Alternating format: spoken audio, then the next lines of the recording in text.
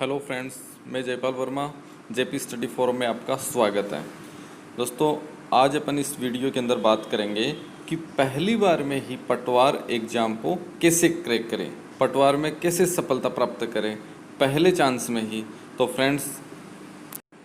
Friends मतलब कोई भी एग्ज़ाम हो उसमें अगर आपको सफलता प्राप्त करनी है तो कुछ स्टेप्स होते हैं, मतलब स्टेप बाय स्टेप आपको चलना होता है। तो उन सारे स्टेप्स की अपन आज इस वीडियो के अंदर चर्चा करेंगे। तो फ्रेंड्स, वीडियो को पूरा देखें।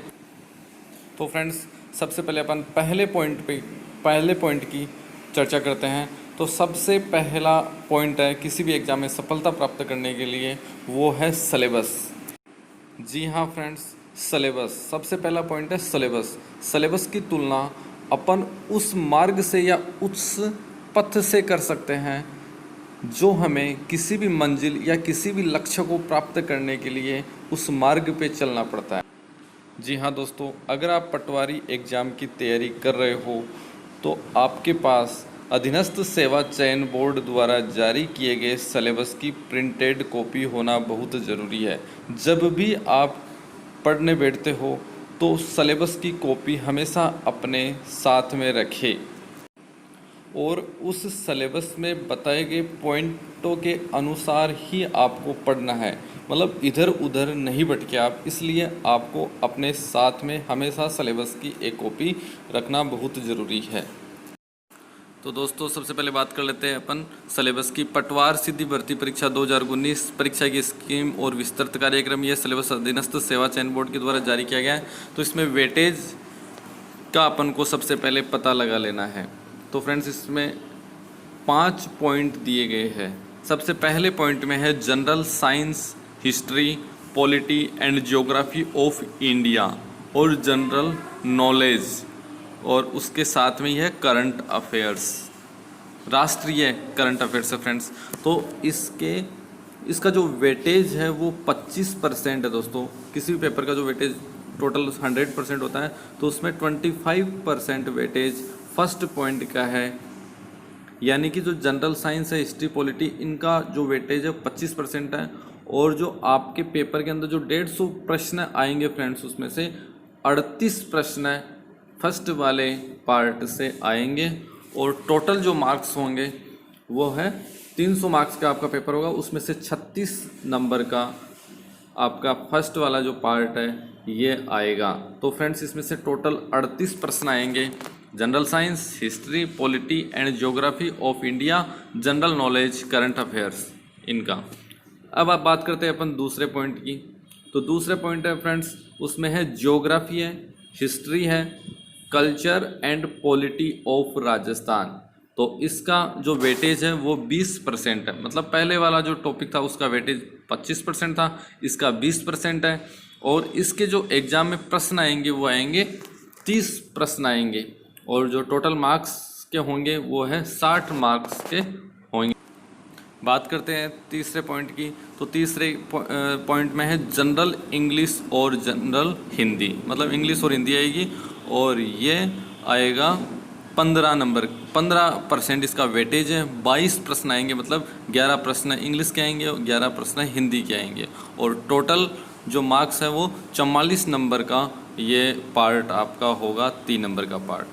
चौथे पार्ट के अंदर बात कर लेते हैं मेंटेबिलिटी एंड रीजनिंग और बेसिक न्यूमेरिकल इफ़िशियंसी, मतलब रीजनिंग और मैथ का पार्ट है। ये इसका जो वेटेज है वो 30% है फ्रेंड्स। सबसे इम्पोर्टेंट पार्ट यही है फ्रेंड्स आपके लिए, 30% वेटेज है। और टोटल 45 क्वेश्चन आएंगे और 90 नंबरों का होगा ये वाला पार्ट आपका फ्रेंड्स। और जो लास्ट 5 नंबर का पार्ट है वो आएगा बेसिक कंप्यूटर, 10% वेटेज रहेगा इसका। और 15 क्वेश्चन आएंगे कंप्यूटर के फ्रेंड्स आपके एग्ज़ाम में, और टोटल 30 नंबरों का रहेगा। तो फ्रेंड्स, आपके पेपर के अंदर जो प्रश्न आएंगे वो 150 प्रश्न आएंगे और 300 नंबरों का आपका पूरा पेपर होगा। ये तो बात हुई फ्रेंड्स वेटेज की, नंबर और टोटल मार्क्स। अब इसमें ध्यान देने वाली चीज़ ये है कि इसकी तैयारी अपन कैसे करें, क्योंकि कंपटीशन एग्ज़ाम की अगर अपन तैयारी करते हैं तो सिलेबस को पढ़ना ही काफ़ी नहीं होता है, उसको समझना भी होता है कि अपन को कौन से टॉपिक पे ज़्यादा फोकस करना है, मतलब वेटेज के हिसाब से फोकस करना होता है। तो उसमें अपन सबसे पहले देखते हैं, इसमें सबसे ज़्यादा वेटेज है जो फ्रेंड्स 4 नंबर का जो टॉपिक है, मेंटल एबिलिटी एंड रीजनिंग और बेसिक न्यूमेरिकल इफ़िशियंसी। तो इस पे आपको सबसे ज़्यादा फोकस करना है, मतलब 30% वेटेज है। 5 पॉइंट में से सबसे ज़्यादा वेटेज इसी का है, 30% वेटेज। 45 क्वेश्चन आएंगे आपके जनरल जो रीजनिंग है और मैथ्स है उसके, और 90 नंबरों का होगा फ्रेंड्स। और इसकी सबसे बड़ी विशेषता इस जो पॉइंट की यह भी है कि अगर आपने रीजनिंग और मैथ्स को एक बार क्लियर कर लिया तो प्रश्न बाहर से जाने के चांस बिल्कुल भी नहीं रहेंगे। तो दोस्तों सबसे ज़्यादा आपको फोकस करना है 4 number point, mental ability, reasoning and basic numerical efficiency पे। दोस्तों किसी भी एग्ज़ाम को क्रैक करने के लिए सिलेबस को पढ़ना ही आवश्यक नहीं है, उसको समझना भी बहुत ज़रूरी है। तो यहाँ आपको यह चीज़ समझनी होगी कि आप अपने जितना भी स्टडी करते हो पटवारी एग्ज़ाम की, तो सबसे ज़्यादा फोकस आपका 4 नंबर पॉइंट पे रहना चाहिए। उसके बाद में अपन बात करते हैं सबसे 2 नंबर पे जो पॉइंट आता है वो आता है 25% वेटेज वाला, यानी कि नंबर 1 पॉइंट कि general science, history, polity and geography of India. मतलब जनरल साइंस, सामान्य विज्ञान, history, polity and geography. Friends इसका वेटेज 25% है, लेकिन इसका ये सिलेबस है वो बहुत ज़्यादा बड़ा है। तो आप इसको पढ़ते समय एक चीज़ का ध्यान रखेंगे कि ज़्यादा डीप में नहीं जाना है। जनरल साइंस मतलब सामान्य विज्ञान पढ़ना है आपको ऊपर ऊपर से। हिस्ट्री है तो भारतीय इतिहास अपन इसकी विस्तृत चर्चा है वो आगे जो सिलेबस का अपन विस्तृत अध्ययन करेंगे उसमें करेंगे। तो उसके बाद में आपको ये ध्यान रखना है 25 नंबर का है, लेकिन इसको ज़्यादा डीप से नहीं पढ़ना है। करंट अफेयर्स भी आपको राष्ट्रीय लेवल का पढ़ना है। उसके बाद में फ्रेंड्स अपन बात करते हैं 20% वेटेज, ये 2 नंबर का जो पॉइंट है वो है geography, history, culture and polity of Rajasthan. 20% weightage है, 30 प्रश्न आएंगे, मतलब 30 प्रश्न के अंदर ज्योग्राफी के आएंगे, राजस्थान की ज्योग्राफी है, हिस्ट्री है राजस्थान की हिस्ट्री से संबंधित आएंगे, कल्चर आएगा मतलब सांस्कृतिक से संबंधित, और पॉलिटी के अंदर यही आ गया फ्रेंड्स राज्यपाल वगैरह ये सब। और उसके बाद में आपको जनरल हिंदी और इंग्लिश आपको क्लियर कर लेनी है फ्रेंड्स। 15% वेटेज और 22 क्वेश्चन, मतलब 11 क्वेश्चन आएंगे जनरल हिंदी और इंग्लिश के। क्योंकि ये प्रश्न भी आपके अगर आपकी ग्रामर अच्छी है दोनों में तो आपके प्रश्न बाहर से नहीं जा पाएंगे। और सबसे जो लास्ट में है वो बेसिक कंप्यूटर है। बेसिक कंप्यूटर को भी आपको अच्छे से पढ़ना पड़ेगा फ्रेंड्स। जी हाँ फ्रेंड्स, बेसिक कंप्यूटर है, इसका 10% वेटेज है और इसके एग्ज़ाम में जो प्रश्न आएंगे वो 15 क्वेश्चन आएंगे और टोटल मार्क्स है वो 30 नंबरों का ये रहेगा। तो 15 क्वेश्चन फ्रेंड्स बहुत ज़्यादा होते हैं कंप्यूटर में आपको पढ़ने के लिए, और बहुत ही अच्छा ये भी टॉपिक है आपके। दोस्तों अभी तक अपन ने बात की जो वेटेज है, मार्क्स है, कितने क्वेश्चन आएंगे उस पर, और अब जो अपन बात करेंगे वो पूरे विस्तृत सिलेबस पे करेंगे। तो अपना पहला जो पॉइंट था फ्रेंड्स उसका जो आपको मैंने बताया था general science, history, polity and geography of India, general knowledge, current affairs. तो देखो इसमें अपन को देखना है कि विज्ञान के सामान्य आधारभूत तत्व और दैनिक विज्ञान, दैनिक जीवन में जो काम आने वाले विज्ञान है, मानव का जो शरीर से संबंधित है, आहार एवं पोषण है, स्वास्थ्य देखभाल है। फ्रेंड्स जो साइंस की कोई भी जो बुक है आप 6, 7, 8, 9, 10 ये बुक्स पढ़ते तो और भी अच्छा है। वैसे अगर एग्ज़ाम में अगर आपको ज़्यादा टाइम नहीं है तो आप किसी गाइड का सहारा भी ले सकते हैं फ्रेंड्स। उसके बाद में प्राचीन और मध्यकालीन भारतीय इतिहास की प्रमुख विशेषताएं एवं महत्वपूर्ण ऐतिहासिक शताब्दी के मध्य से वर्तमान तक, 18वीं शताब्दी से वर्तमान तक घटनाएं, ये जो ऐतिहासिक महत्वपूर्ण घटनाएं पढ़नी है फ्रेंड्स। ज़्यादा डीप में नहीं पढ़ना है, ऊपर ऊपर से पढ़ना है। जो मोस्ट इम्पोर्टेंट जो चीज़ें हैं ऊपर ऊपर से वो चीज़ें आपको पढ़नी है। उसके बाद में इसमें जो नेक्स्ट टॉपिक है वो है भारतीय संविधान। भारतीय संविधान को पढ़ना है और राजनीतिक व्यवस्था, लोकतांत्रिक जो अपनी संसदीय व्यवस्था है उसको पढ़ना है। शासन प्रणाली है, अध्यक्षात्मक शासन प्रणाली है या फिर कौन सी है अपनी, और संवैधानिक विकास मतलब संविधान का विकास कैसे हुआ, उसके जो चरण हैं उनको आपको पढ़ना है 1800 ईस्वी से। उसके बाद में है 1800 ईस्वी से भारत की भौगोलिक विशेषता, मतलब भारत को कितने भौगोलिक भागों में बांटा गया उन सभी का पढ़ना है। पर्यावरण और परिस्थिति के परिवर्तन एवं इनके प्रभाव को पढ़ना है। और समसामयिकी, देखिए फ्रेंड्स इंपॉर्टेंट टॉपिक, राष्ट्रीय घटनाएं पढ़नी है आपको, राष्ट्रीय घटनाएं। तो फ्रेंड्स मैंने आपको स्टार्टिंग में इसीलिए कहा था कि आप जब भी पढ़ें तो अपनी टेबल पे सिलेबस की प्रिंटेड कॉपी सामने ज़रूर रखें और उसी के अकॉर्डिंग पढ़ें आप, ताकि आप इधर उधर नहीं भटके, इसीलिए मैंने आपको बोला था। अब अपन बात करेंगे 2 नंबर पॉइंट की। फ्रेंड्स इससे पहले आप वीडियो को लाइक और शेयर करना नहीं भूलें, और अगर आप चैनल पे नए हैं और इसी प्रकार के और अदर वीडियो चाहते हैं तो प्लीज़ चैनल को सब्सक्राइब भी करें। दोस्तों अपना अगला जो पॉइंट है 2 नंबर का पॉइंट वो है geography, history, culture and polity of Rajasthan. तो राजस्थान के इतिहास की महत्वपूर्ण ऐतिहासिक घटनाएं पढ़नी है इसमें आपको, और जो पॉलिटी वाले पार्ट में आपको पढ़ना है राजस्थान की प्रशासनिक व्यवस्था, जैसे राज्यपाल है, राज्य विधानसभा है, विधानसभा में सभी आ जाएंगे दोस्तों, विधायक, मुख्यमंत्री वगैरह, उच्च न्यायालय है, राजस्थान लोक सेवा आयोग के बारे में पढ़ना है आपको, जिला प्रशासन, छोटे छोटे टॉपिक है फ्रेंड्स ये, जिला प्रशासन, राज्य मानवाधिकार आयोग, राज्य निर्वाचन आयोग, लोकायुक्त, राज्य सूचना आयोग, और ऐसे ही है संस्कृति है, मेले त्यौहार वगैरह, प्रमुख पर्यटन स्थल और राजस्थान के प्रमुख व्यक्तित्व हैं। तो फ्रेंड्स इनको भी आपको पढ़ना है। कोई भी गाइड ले सकते हो आप कल्चर से संबंधित, चाहे लक्ष्य की हो या फिर आपको ज़्यादा डीप पढ़ना है तो पेनोरमा की गाइड का भी आप इसमें उपयोग में ले सकते हो आप। दोस्तों ये तीसरा पॉइंट आपका आता है जनरल इंग्लिश एंड हिंदी। तो जनरल इंग्लिश में ग्रामर आएगी इंग्लिश में, और हिंदी के अंदर ये कुछ पर्यायवाची शब्द, युग्म शब्द ये दिए हुए हैं, इनको आपको पढ़ना चाहिए। जैसे आप नवीन हिंदी व्याकरण जो 6 से 8 में या 9 से 11 में जो चलती है उसका भी आप प्रयोग कर सकते हैं। और अगर आप ज़्यादा डीप पढ़ना चाहते हैं तो आप एक मनोज मिश्रा की बुक भी आती है वो भी पढ़ सकते हैं, सिकर का है, सिकर में चलता ही है मनोज मिश्रा की बुक, और राघव प्रकाश की बुक भी पढ़ सकते हैं। बुक्स के बारे में आपको ज़्यादा नहीं बताना चाहूँगा। तो फ्रेंड्स अपन बात कर रहे थे कि पहले टॉपिक की सिलेबस होना बहुत ज़रूरी है और उसको समझना बहुत ज़रूरी है। दूसरा जो अपना है कि अपने पास सिलेबस हो गया, अपने उस सिलेबस को अच्छे तरीके से देख लिया, समझ लिया, उसके बाद में जो दूसरा अपना पॉइंट था, दूसरी अपनी जो चीज़ थी वो है फ्रेंड्स मटेरियल।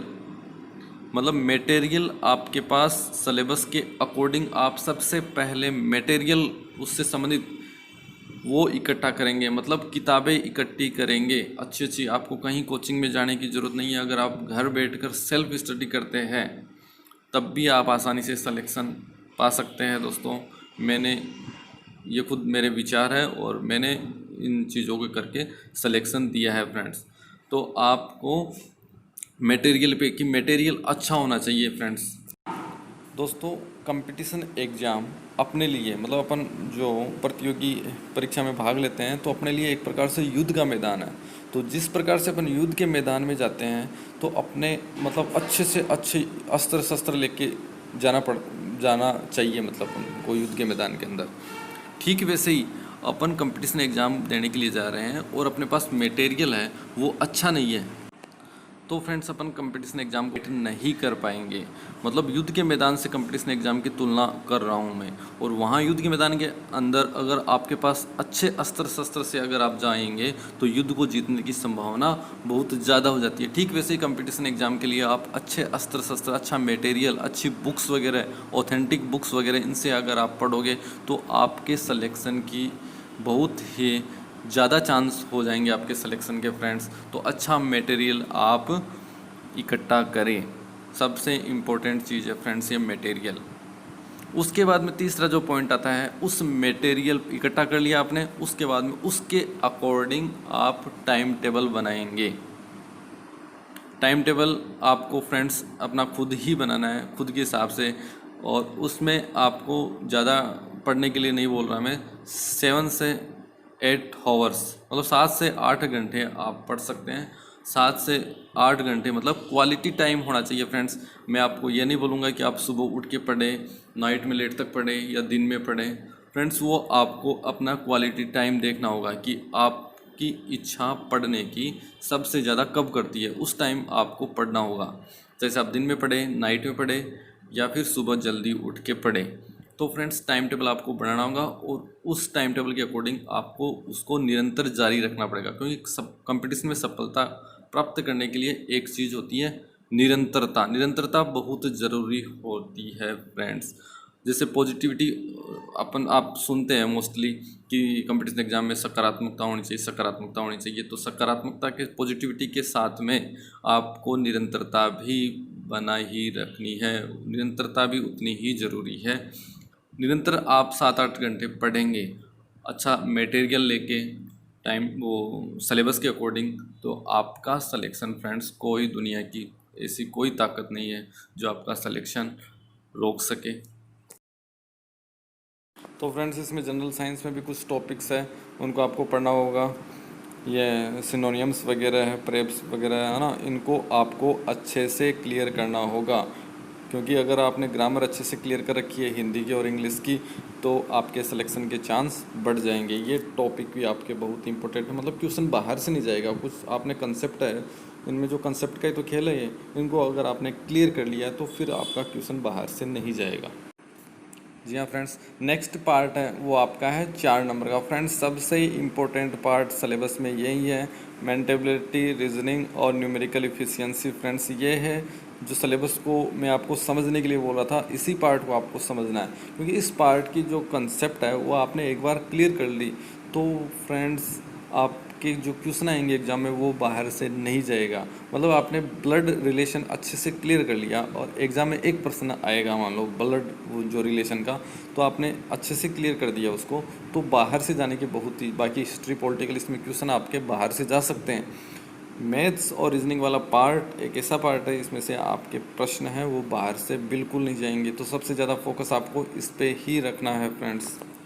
नेक्स्ट जो पार्ट है वो आपका है बेसिक कंप्यूटर। बेसिक कंप्यूटर भी 15 क्वेश्चन आएंगे फ्रेंड्स इसमें।